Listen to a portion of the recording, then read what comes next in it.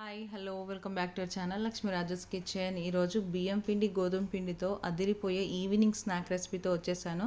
మరి recipe start చేసే ముందు ఒక స్మాల్ రిక్వెస్ట్, వీడియోని లైక్ చేసి ఛానల్ని సబ్స్క్రైబ్ చేసుకొని నన్ను సపోర్ట్ చేయండి ప్లీజ్. Let's start.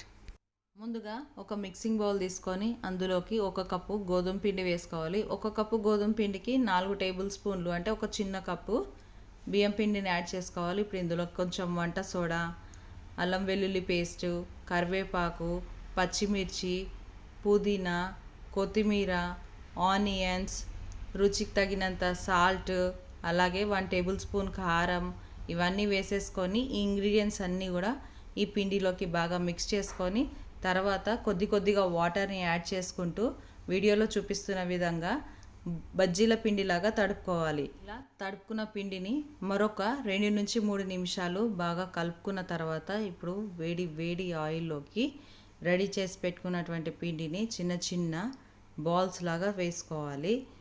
మంటని హై ఫ్లేమ్లోనే ఉంచి ఈ ప్రాసెస్ అంతా కూడా చేయాలి, లేదంటే ఈ పిండి బాగా నూనెని పీల్చేస్తుంది. అలాగే కొన్ని వేసుకుంటూ హై ఫ్లేమ్లోనే ఫ్రై చేసుకోండి. ఇవి చాలా టేస్టీగా ఉంటాయి, చాలా ఈజీగా కూడా ప్రిపేర్ చేసుకోవచ్చు. Perfect evening tea time snack recipe.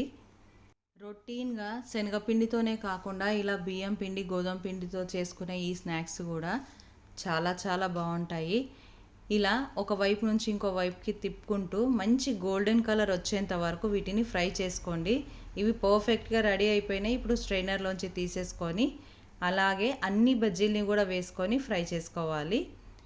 వేడి గోధుమ పిండి బియ్యం పిండి స్నాక్ రెసిపీ అయితే రెడీ అయిపోయింది.